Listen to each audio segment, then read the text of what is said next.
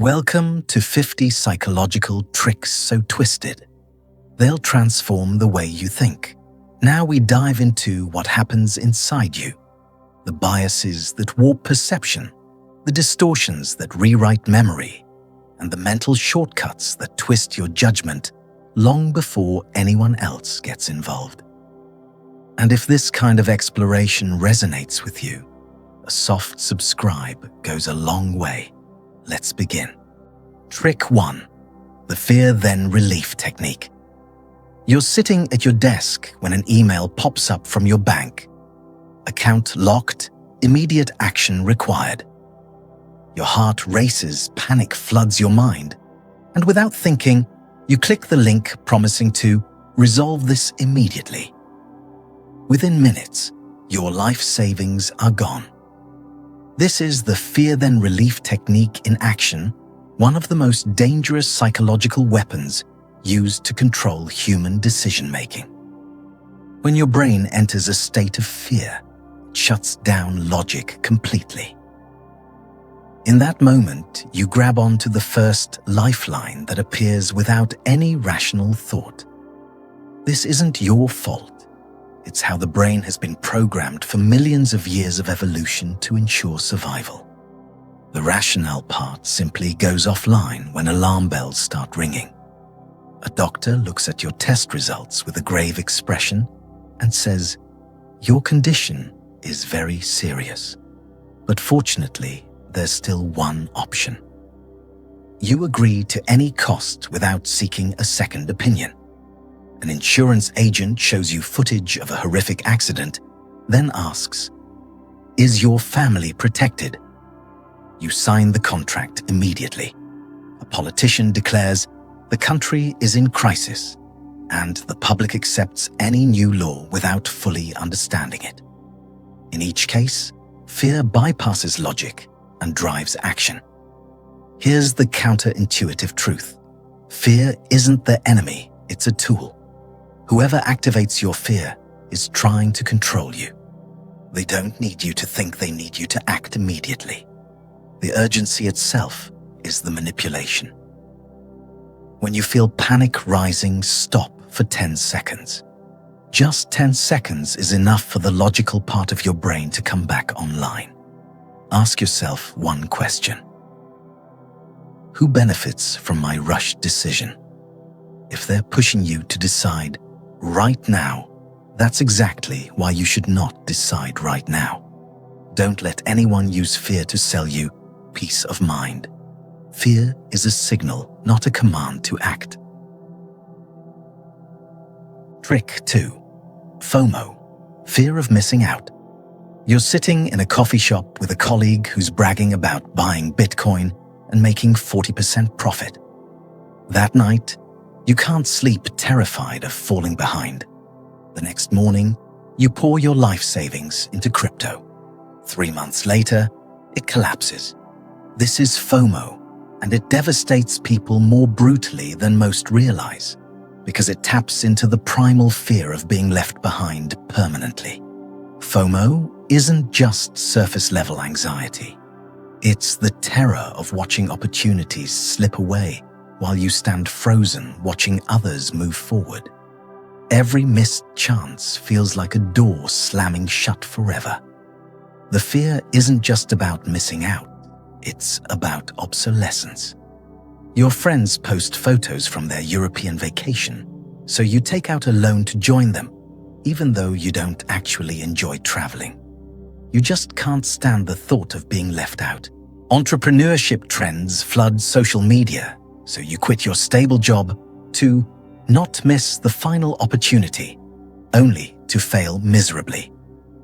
Your family demands a bigger house because the neighbors just bought one, so you mortgage your entire future for a house you don't actually need. Here's what nobody tells you.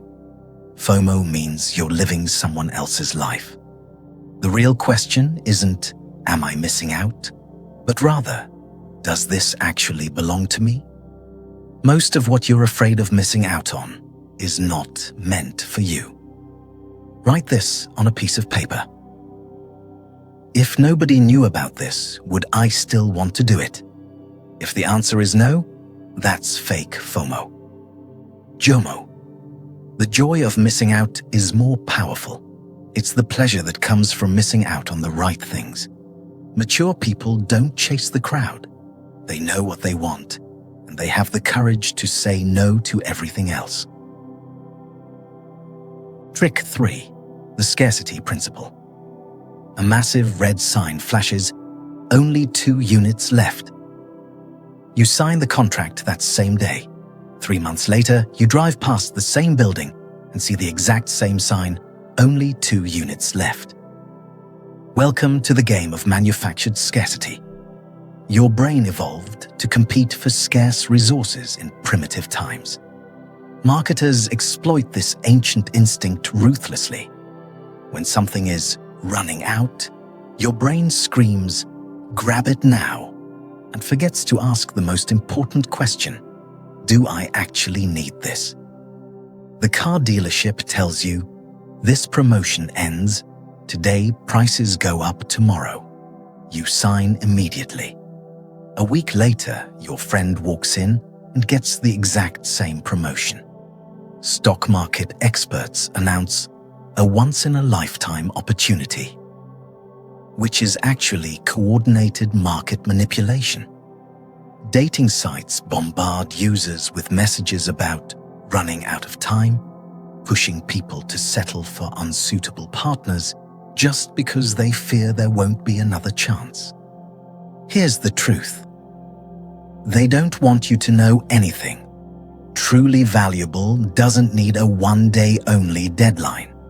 Gold doesn't scream. Diamonds don't jump on the table. If they have to create time pressure, the product isn't good enough to sell itself. Here's your hard rule. Any important decision requires a 72-hour waiting period. If you still want it after 72 hours, buy it. If not, it was just a fleeting emotion. Ask yourself, if this were available forever, would I still want it? If the answer is no, walk away. Real scarcity is silent. Fake scarcity has to shout. Trick 4. The door-in-the-face technique. Your boss calls you into the office. Can you work overtime all week? You shake your head and decline. Your boss nods understandingly. Okay, how about just Saturday then? You think for a moment and agree. Saturday evening, sitting alone in the empty office, you realize you've been played. The technique works like this. A massive request comes first. You refuse, then the real request appears, which is still heavy, but your brain compares them and thinks, much more reasonable. So you agree. It makes the actual request seem fair through contrast. Your son says, "Dad, buy me a car." You're shocked. Absolutely not. He nods sadly. Okay, can I at least get a motorcycle then? You breathe a sigh of relief and agree, forgetting that a motorcycle was his actual goal all along. A salesperson shows you the premium package you decline. Then they say, how about the standard package? You think much better and nod, completely forgetting that their real target was always the standard package. In marital arguments, one partner makes an outrageous demand, then retreats to a smaller request, and the other partner feels they've reached a fair compromise and agrees. Here's what most people miss. The person asking isn't the one losing. The person who agrees because of comparison is the real loser. They don't lose because the request was too heavy. They lose because their brain tricked them. Evaluate the second request as if it's the first request you've heard. Erase the first request from your mind completely.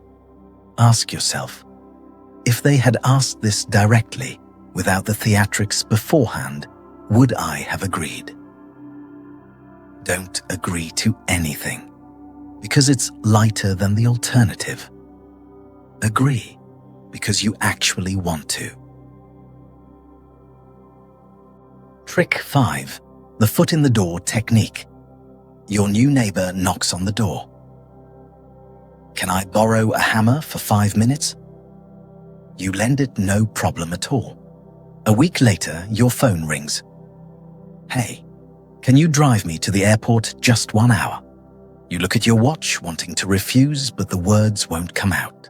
You go. And you wonder why it was so hard to say no. Yes to something small creates an identity in your brain as someone who helps. Then comes the bigger yes to maintain consistency with that identity. The brain hates contradiction. Once you see yourself as a good person who helps neighbors, refusing the next request means shattering your self-image, and your brain refuses to do that. A charity organization asks you to sign a petition. Sure, why not? A month later, they call asking for a donation. You feel you have to because you already showed support. At work, you accept a small task. Gradually, you become the person who handles everything, and you can't refuse anymore. In toxic friendships, you help with small favors. They exploit your goodwill, and you're trapped because we're friends. Here's the uncomfortable truth. Consistency is a virtue, but consistency with other people's agendas is self-destruction. You're not being loyal, you're being used. Every new request equals a new decision. Don't base it on the past. Say this: last time I helped because I could. This time I cannot. No explanation needed. No guilt required. Mature people know how to help, but they never let anyone exploit their goodwill. Trick 6. Anchoring bias. The real estate agent shows you the first property, a rundown house, priced at $800,000. You're shocked at how terrible it is. Then she shows you the second one, $450,000. Suddenly, it feels like a steal. You sign the contract that same day.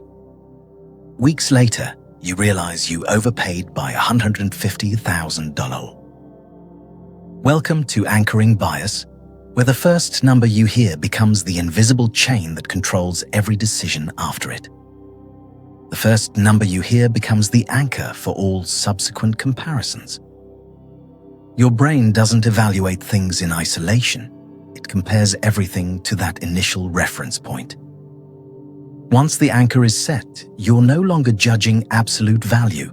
You're judging relative distance from the anchor. This is why the real estate agent always shows the overpriced disaster first. In salary negotiations, the candidate who speaks first and says, "I'm looking for $120,000, has just set the anchor. Now, HR must negotiate around that number, even if they were planning to offer $80,000.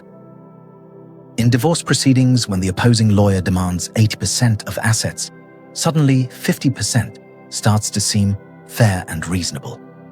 At the doctor's office, when surgery is quoted at $100,000, the $25,000 medication option suddenly looks affordable, even though you might not need either one. Here's what the manipulators know. Whoever sets the price first controls the entire game. The anchor isn't just a number, it's the foundation of the entire negotiation. Everything that follows is measured against it. Ignore the first number completely. Do your own research on the real market value before any negotiation begins. In negotiations, you anchor first with a number that benefits you. Don't wait for them to set the frame. The first number isn't the truth, it's just the starting point.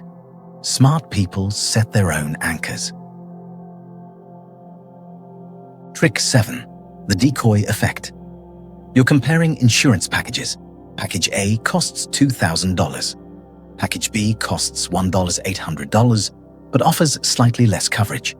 Package C costs $3,500. 90% of people choose Package C. Why? Because Package B exists. It's not there to be chosen. It's there to make Package C look like an incredible deal. This is the decoy effect, where a deliberately inferior option manipulates your perception of value. The decoy option is designed to be terrible, making the expensive option look worth every penny. Your brain doesn't evaluate options independently, it compares them to each other. When one option is clearly worse than another, the better one suddenly seems like the obvious choice, even if it's still overpriced. Restaurants do this masterfully with wine lists. They'll offer a $100 bottle, a $95 bottle that's clearly inferior, and a $250 bottle. Customers consistently choose the $250 option because compared to the $100 one, it's only $150 more. Laptop manufacturers always make the middle model the best seller by placing a deliberately weak model just below it at almost the same price. Gym memberships offer 6 months, 5 months at nearly the same price, and 12 months pushing you toward the annual commitment. Here's the tell if there are 3 options and one seems completely irrational. That's the decoy. They don't want you to choose it. They want it to exist, so your brain makes the comparison they've designed. Cover the middle option completely. Now evaluate just the 2 extremes. Ask yourself, if there were only 2 choices, which would I pick? Often the answer is neither. Don't compare what they give you. Compare it to what you actually need. Trick 8. The framing effect. The surgeon looks at you and says, "This surgery has a 90% survival rate." You feel reassured and schedule it. Another surgeon describes the exact same procedure. "This surgery has a 10% mortality rate." Suddenly, you're terrified and want to cancel. Same surgery, same statistics, completely different decisions. This is the framing effect, where the way information is presented hijacks your emotions before logic ever gets a chance. How something is said influences emotion. Emotion drives the decision, and the brain rationalizes afterward. The facts haven't changed, but your gut reaction to those facts controls everything. This is why politicians, marketers, and negotiators obsess over word choice. Meat labeled 95% lean sells far better than meat labeled 5% fat. Same product, different frame. Political policies get rebranded constantly. Tax cuts for businesses versus handouts for the wealthy describe identical legislation. At work, your boss calls a failed project either a disaster or a valuable learning experience. And your team's morale shifts dramatically based purely on those words. Here's what smart people do. They don't listen to the story, they look at the actual numbers. They translate emotional language back into cold facts. Rewrite every statement in the opposite direction. Save 30% becomes still pay 70%. 90% success rate becomes 10% failure rate. Look at both frames, then make your decision based on data, not emotion. Don't buy the story, buy the truth. Trick 9. Social proof. 2 restaurants sit side by side. One is packed with a line out the door, the other is empty. You join the line at the crowded restaurant without hesitation, even though the food might actually be worse. This is social proof, where your brain takes a shortcut and copies the crowd instead of thinking for itself. Your brain is lazy when it comes to decisions. Instead of analyzing every situation from scratch, it looks around and thinks, what is everyone else doing? This saved our ancestors time and energy, but in modern life, it makes you vulnerable to manipulation. Everyone you know is buying land, so you buy land too. The bubble bursts and you lose everything. Everyone is talking about a miracle supplement, so you start taking it without consulting a doctor. Everyone is sending their kids to study abroad, so you pressure your child to go even though they're not ready. The crowd's behavior becomes your behavior automatically. Here's the brutal truth: the crowd is right in 80% of small, inconsequential decisions. But the crowd is catastrophically wrong in the 20% of decisions that actually matter. Every financial bubble in history, from the dot-com crash to the 2008 housing collapse, happened because millions of people followed social proof off a cliff. Ask yourself, if I were the first person facing this decision, would I do it? Remember that the crowd has been wrong in every major financial bubble throughout history. Mature people don't follow the crowd. They lead or they walk alone. Trick 10. The illusory truth effect. You hear coffee causes cancer once and dismiss it as nonsense. You hear it a second time and think, maybe there's something to it. By the 10th time, your brain starts accepting it as fact, even though there's still no evidence. This is the illusory truth effect, where repetition creates the illusion of truth. Repetition equals familiarity, and your brain mistakes familiarity for accuracy. When you've heard something multiple times, it starts to feel true simply because it's recognizable. This isn't a flaw in your intelligence, it's how memory works. The problem is that manipulators know this and exploit it ruthlessly. In politics, if a candidate repeats, "My opponent is corrupt," 1,000 times, without any proof, people start believing it anyway. Within families, if you heard "you're useless" throughout childhood, you internalize that belief even when your adult achievements prove otherwise. In marketing, slogans repeated endlessly become truth in your mind even when they're meaningless claims. Here's the dark secret. Propaganda doesn't work because it's persuasive. Propaganda works because it repeats. The lie told once is rejected. The lie told 1,000 times becomes accepted reality. When you hear something multiple times, that's exactly when you need to verify it most carefully. Create a personal rule. Heard 3 times equals time to check the source. Don't accept repetition as evidence. The truth doesn't need repetition. Lies do. Trick 11. Repetition, persuasion. Every commercial break, every radio station, every billboard screams the same message. Insurance is essential. You hear it 1,000 times from every direction. One day, you find yourself buying a policy you don't fully understand, signing terms you haven't read. This is repetition persuasion, where your brain processes repeated information as important and grants it automatic trust without conscious evaluation.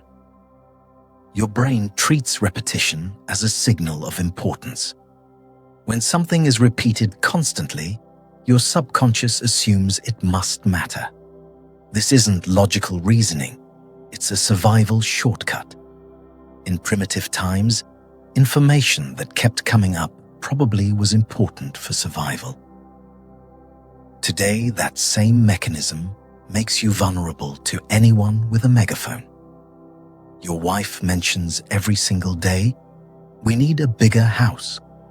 At first, you resist, but after months of hearing the same sentence, you find yourself at the bank taking out a loan you can't afford. Advertising jingles play 50 times a day until they're burned into your memory. And when you need that product category, only one brand comes to mind.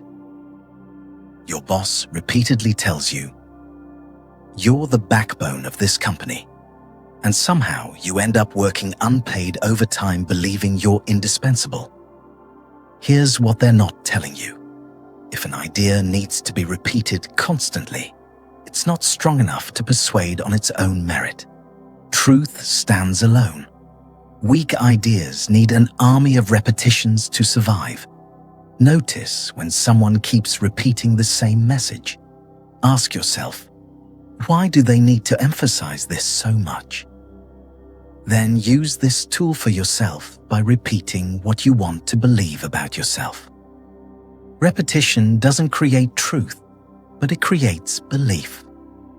Choose carefully what you allow into your head. Trick 12. The sleeper effect. 5 years ago, you heard a rumor that turned out to be completely false. It was debunked, corrected, and removed from circulation. Today, you still believe it. You've forgotten where you heard it. You've forgotten it was proven wrong, but the information itself remains lodged in your mind as fact. This is the sleeper effect, where time erases the unreliable source, but preserves the information, tricking your brain into accepting it as truth. Time erases the untrustworthy source label, but keeps the information label intact.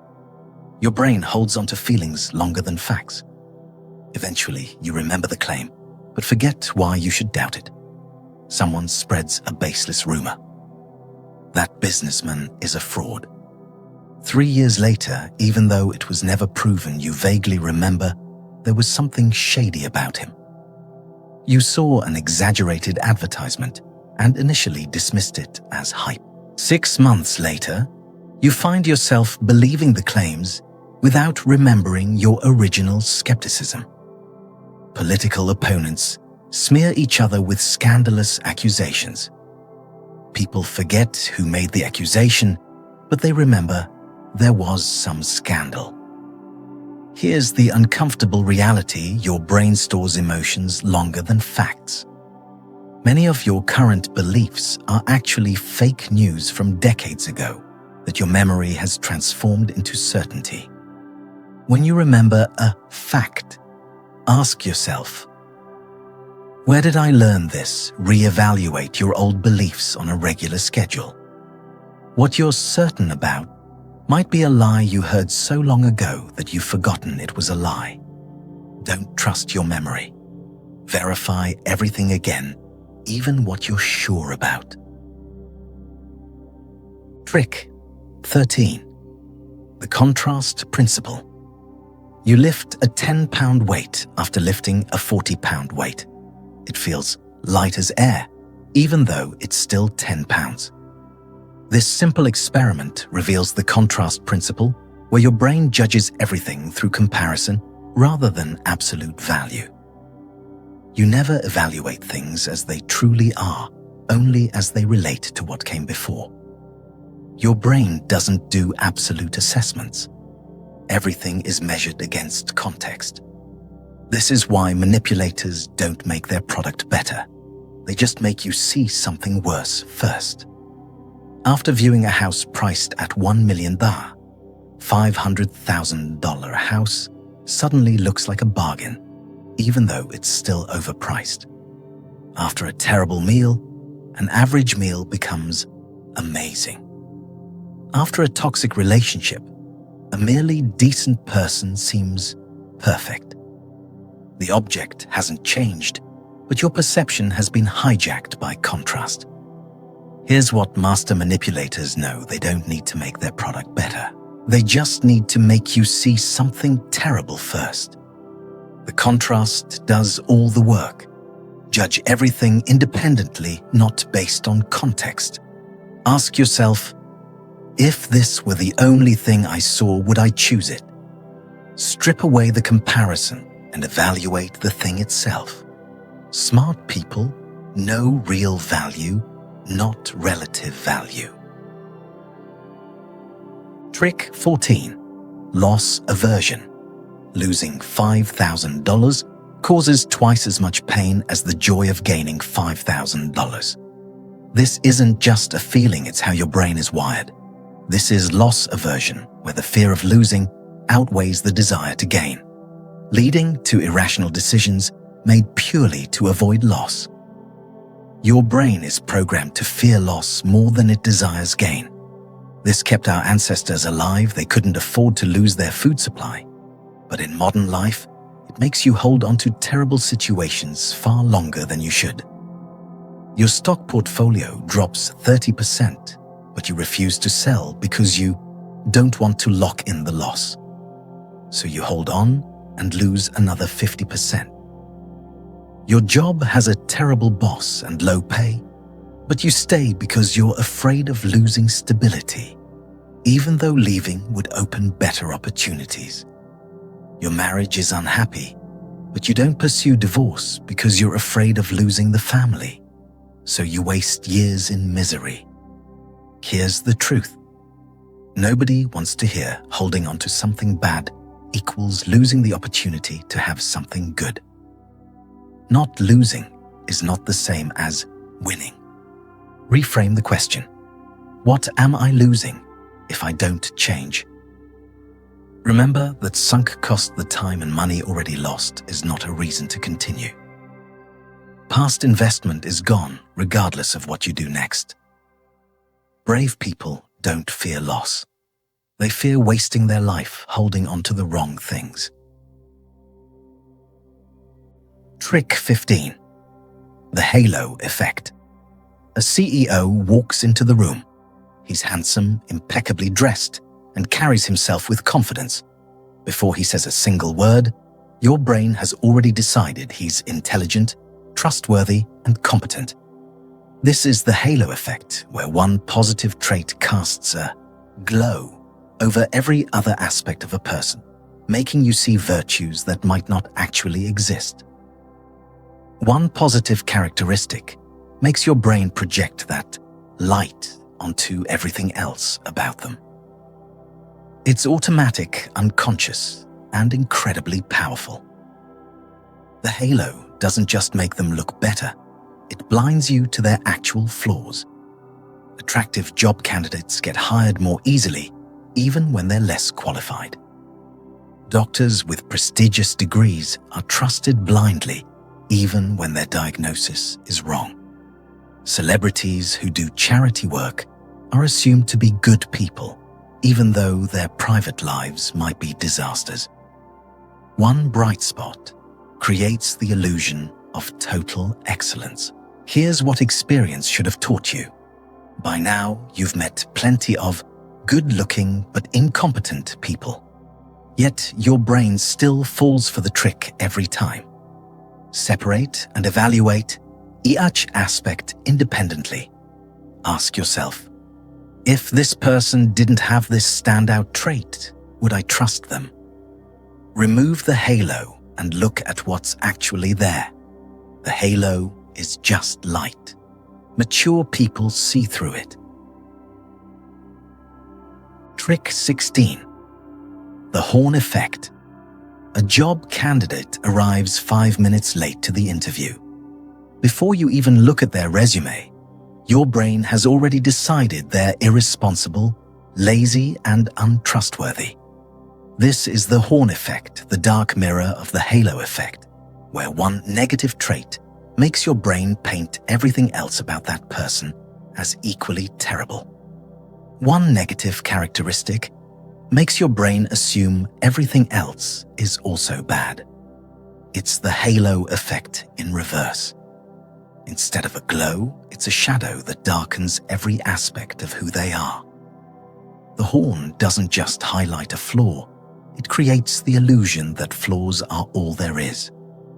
An employee makes one mistake, and suddenly their boss thinks they're incompetent, completely ignoring 10 previous achievements. Someone speaks with a soft voice and gets judged as weak, even though they might be highly capable. A person who's been divorced once gets labeled as unable to maintain relationships, even though they might have been the victim. One stumble erases an entire track record. Here's the brutal cost of the horn effect. It makes you reject the best people because of one small flaw. You dismiss exceptional talent because of a single bad moment, while mediocre people who happen to make good first impressions slip through. Judge people across 3 or more different situations before forming an opinion. Ask yourself, does this reflect their character or just one moment. One data point is not a pattern. Don't let one scar hide an entire person. By now, you know everyone has scars. Trick 17. The bystander effect. A man collapses on a crowded street. 100 people walk past. Not one stops to help. Why? Because each person thinks someone else will help. This is the bystander effect, where the more people present, the less responsibility each individual feels to take action. The more people around, the less each individual feels personally responsible. Everyone assumes someone else will step up, so nobody does. Responsibility gets diluted across the crowd until it evaporates completely.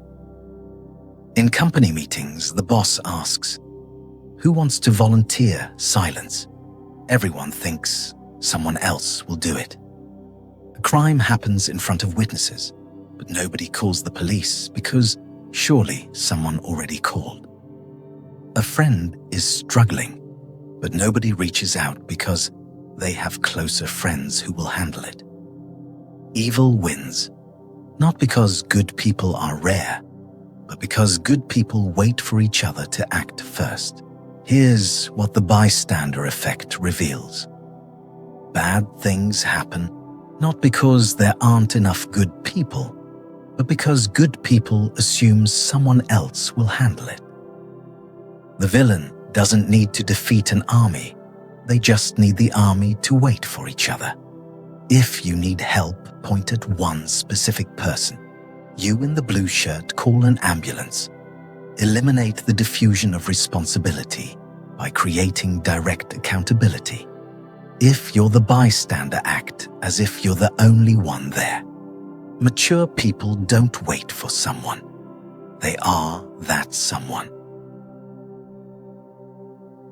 Trick 18. The Dunning-Kruger effect. Someone takes driving lessons for 1 week and thinks they're an expert driver. They speed recklessly and cause an accident. Meanwhile, the professional driver with 20 years of experience remains cautious and humble. This is the Dunning-Kruger effect, where incompetent people are too incompetent to recognize their own incompetence, while truly skilled people understand how much they still don't know. People who are bad at something lack the very skills needed to recognize they're bad at it. People who are truly skilled have enough knowledge to see the vast ocean of what they haven't mastered yet. Ignorance breeds confidence. Expertise breeds humility. Someone reads 3 articles online and then argues with a doctor who has 20 years of experience. An employee who's been at the company for 3 months thinks they understand everything and starts advising the CEO. A novice investor wins 2 or 3 trades, decides they're a genius, goes all in and loses everything. The pattern is always the same. A little bit of knowledge creates massive overconfidence. Here's the uncomfortable truth. If you think you figured everything out, that's a sign you understand nothing. Real expertise comes with the awareness of how much more there is to learn. When you feel overconfident, ask yourself, do I have 10,000 hours of practice? When you doubt yourself, consider that you might actually be at a high level. Self-doubt often signals competence. The smartest person in the room is the one who says, "I don't know the most." Trick 19. The false consensus effect. You hate a particular dish and automatically assume everyone must hate this. Then you're shocked to discover 80% of people love it. This is the false consensus effect, where your brain projects your thoughts onto everyone else, mistaking what's normal to you for what's universal. Your brain uses itself as the default template for humanity. You assume your preferences Beliefs and reactions are standard that most people think like you do. This isn't arrogance, it's how the brain processes the world.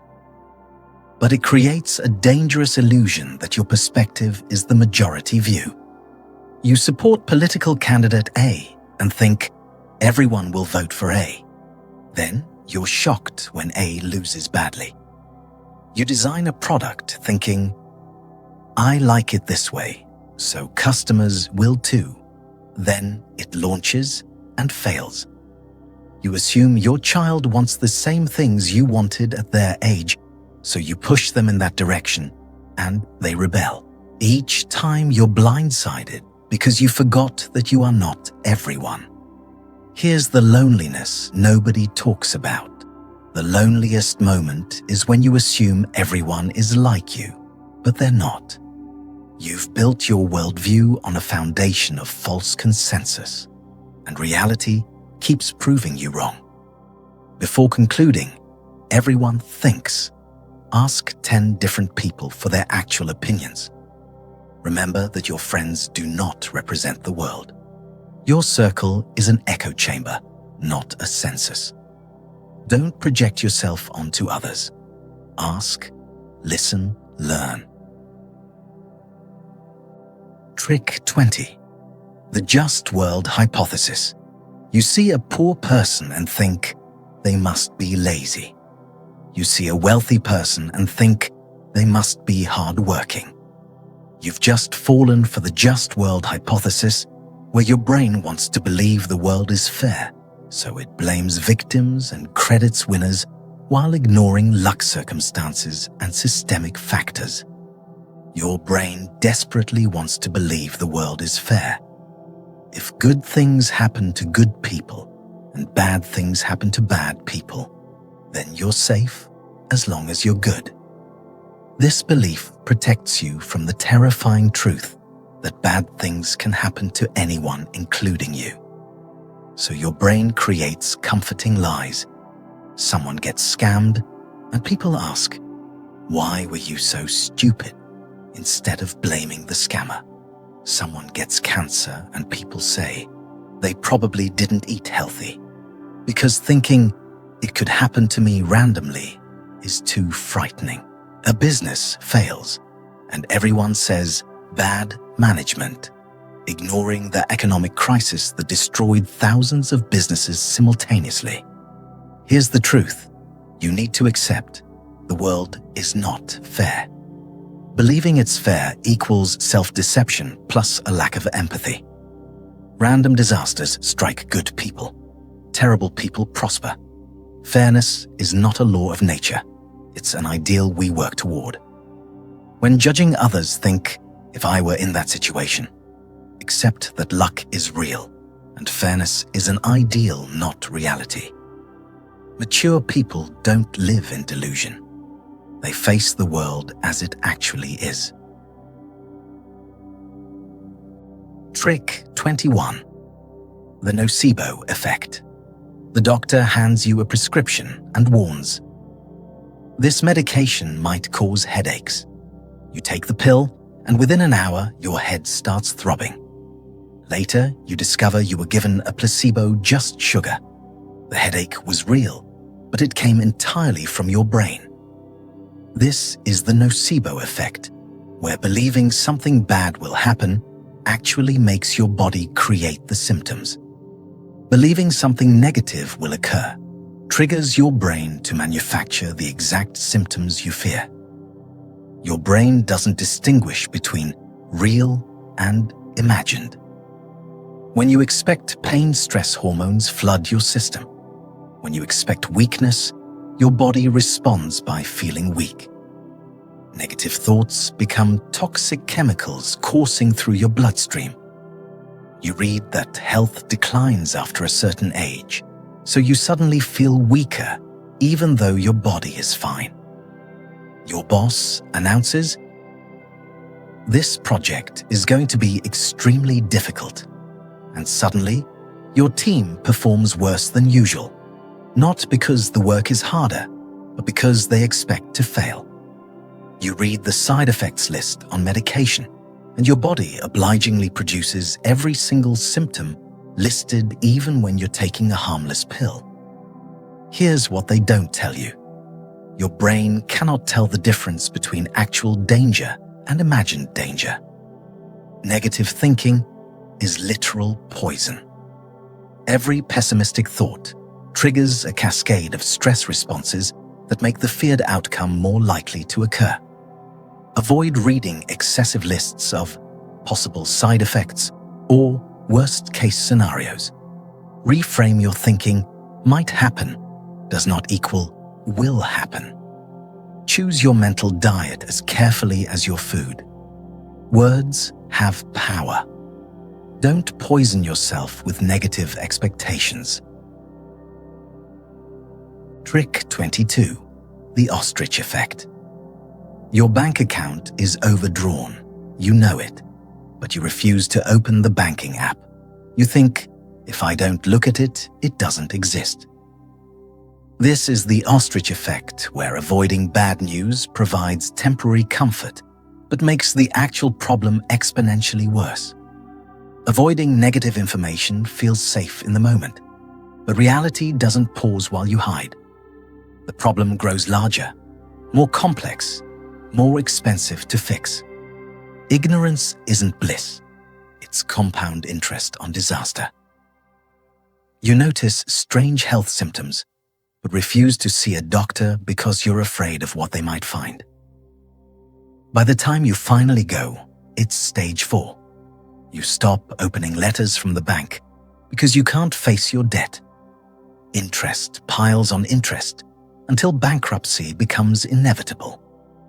Your marriage has serious problems, but you avoid difficult conversations. Then one day, you're blindsided by divorce papers. The pattern is always the same: temporary comfort, permanent consequences. Here's the brutal truth: burying your head in the sand doesn't make the lion disappear. It just means you don't see the lion charging at you. The ostrich that hides gets eaten. The one that faces danger has a chance to survive. Create a hard rule. Bad news gets priority 1 attention. Ask yourself, what's the worst that could happen if I look at this problem? Usually looking is far less painful than continuing to hide. Brave people don't run from truth. They stare it down and fix it. Trick 23. Hindsight bias. The stock market crashes. You immediately tell everyone, I knew this was going to happen. But if you really knew why, didn't you sell "this is hindsight bias," where after seeing the outcome, your brain rewrites history to make you believe you predicted it all along? After knowing the result, your brain reconstructs the past and convinces you, I saw this coming. The randomness and uncertainty that existed beforehand vanishes from memory. Everything feels obvious in retrospect, even when it was completely unpredictable at the time. Friends get divorced, and you say, I saw the signs from the beginning. But back then, you said nothing because you saw nothing. The pandemic hits, and people claim everyone knew a pandemic was coming, when in reality, almost nobody predicted the timing or scale. Your child fails at something, and you say, I told you so, but you didn't actually prevent it from happening. The pattern reveals itself, you claim foresight you never had. Here's the danger. Hindsight bias makes you overconfident about future predictions. You think you're better at forecasting than you actually are, which leads to terrible decisions based on false confidence. Keep a prediction journal. Write down what you think will happen before events occur, then compare later. Remember that obvious now does not equal obvious then. Learn from actual mistakes, not imaginary ones. Don't fool yourself with the wisdom of hindsight. Learn from real failures, not fabricated predictions. Trick 24. The false memory effect. You clearly remember parking on the 3rd floor. You search for 30 minutes and can't find your car. Finally, you discover it's on the 5th floor. How is this possible? Your memory was vivid, detailed, certain. This is the false memory effect, where your brain creates memories rather than stores them like a camera. Every time you recall something, you're editing it. Your brain doesn't record memories like video footage. It reconstructs them each time, filling in gaps with assumptions, emotions, and outside influences. Each recall is a new creation, slightly different from the last. Over time, memories transform into something that never actually happened. In marital arguments, both partners remember completely different versions of the same event, and both are absolutely certain they're right. Court witnesses testify with 100% confidence. Then DNA evidence proves them completely wrong. You remember your childhood as filled with constant criticism, when in reality it only happened a few times. But your brain amplified those moments. The emotional memories are the most unreliable because they've been edited the most. Here's the uncomfortable reality. Many of your painful memories might not be accurate. Your brain has rewritten them over the years to rationalize your current emotions. You're not remembering what happened. You're remembering your last memory of what happened. Never trust memory 100%, especially emotionally charged memories. Cross-check with other people or physical evidence. Question the stories you tell yourself about your past. Don't let memory define you. It might never have happened that way at all. Trick 25. The paradox of choice. You're standing in a supermarket aisle. There are 50 brands of hot sauce. You stand there for 15 minutes, overwhelmed. Finally, grab one at random and regret it when you get home. This is the paradox of choice, where having too many options creates decision paralysis and dissatisfaction with whatever you eventually choose. Too many choices equals decision paralysis plus regret. Instead of feeling free, you feel trapped by the fear of making the wrong choice. Your brain wasn't designed to compare 50 options. It freezes under the cognitive load. Online dating presents 1,000 profiles, so you choose nobody because you're terrified of missing someone better. The investment market offers 10,000 stocks, so you spend months analyzing and miss the opportunity entirely. Your phone has 200 apps, but you only use the same 3 because choosing feels overwhelming. More options doesn't mean more freedom. It means more anxiety. Here's the truth about freedom. It's not having infinite choices. It's having the ability to choose correctly and quickly. Decision paralysis isn't abundance. It's prison. Limit yourself to comparing 3 options maximum. Adopt the rule: good enough beats perfect. Perfect doesn't exist, and searching for it means you'll never decide. Decisive people don't need 100 options.